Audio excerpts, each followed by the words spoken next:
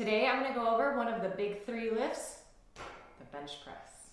The big three lifts are squats, deadlifts, and bench press.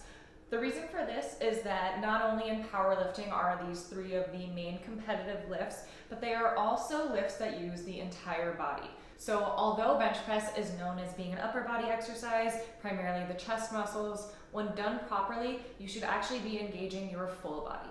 Ladies, I really want to emphasize how important it is to implement chest exercises into your routine. I know a lot of females out there are maybe intimidated by doing the bench press, or they feel like they don't need it because they don't need to grow their pecs. It really is important to prevent imbalances, because if you're training your back all the time and you're not working out those antagonist muscles, you're going to create a lot of imbalances and make you much more prone to injury.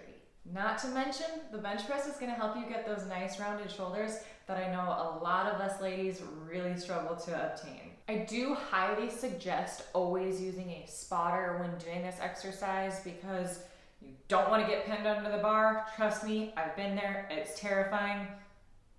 Don't do it.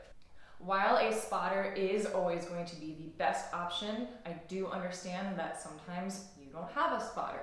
So, assuming that the area is wide open and there's not people working out around you for safety reasons, I actually would recommend not using the safety clips.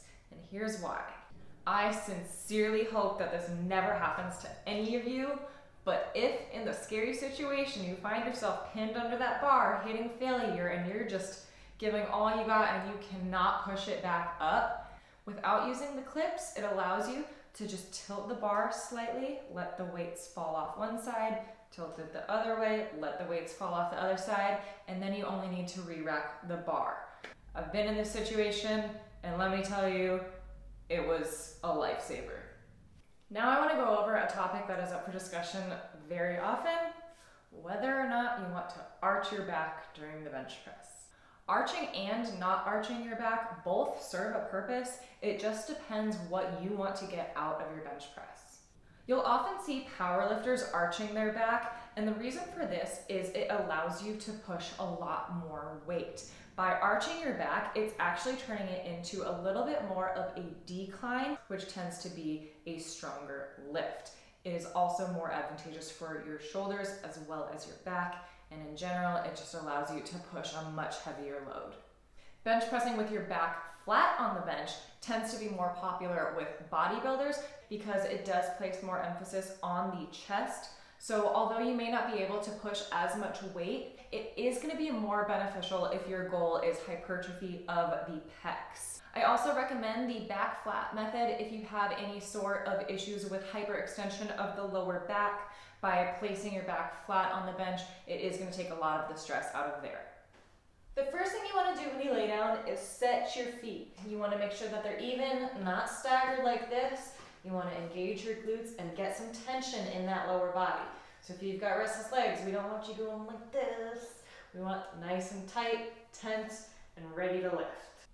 As far as where to grip the bar, this is going to vary from person to person. For example, somebody with longer arms is going to need to grab the bar a little bit wider than somebody with shorter arms.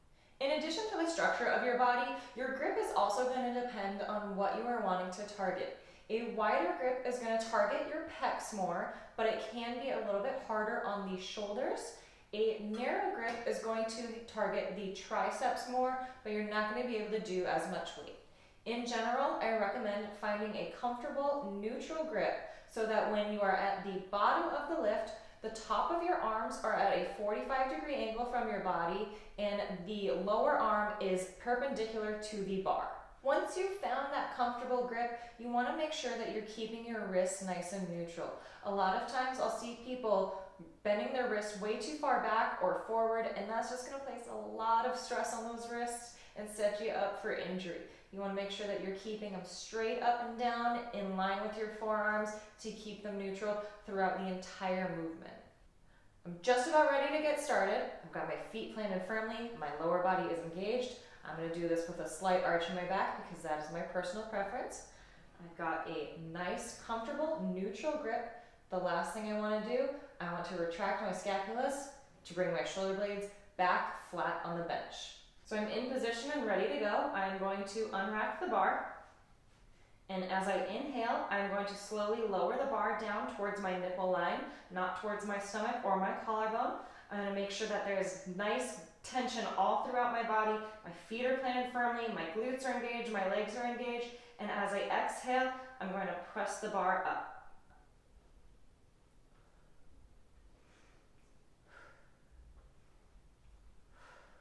Some of the common mistakes I see are people not keeping their shoulder blades flat on the bench. They'll shrug their shoulders up at the top or even shrug their shoulders towards their ears. I also see a lot of people walking their elbows out. So you want to make sure you're keeping your shoulder blades flat on the bench. You come down, you push up, straighten your arms, but not walking them all the way out. You want to keep a soft bend in the elbows at all times and keeping those shoulder blades flat on the bench.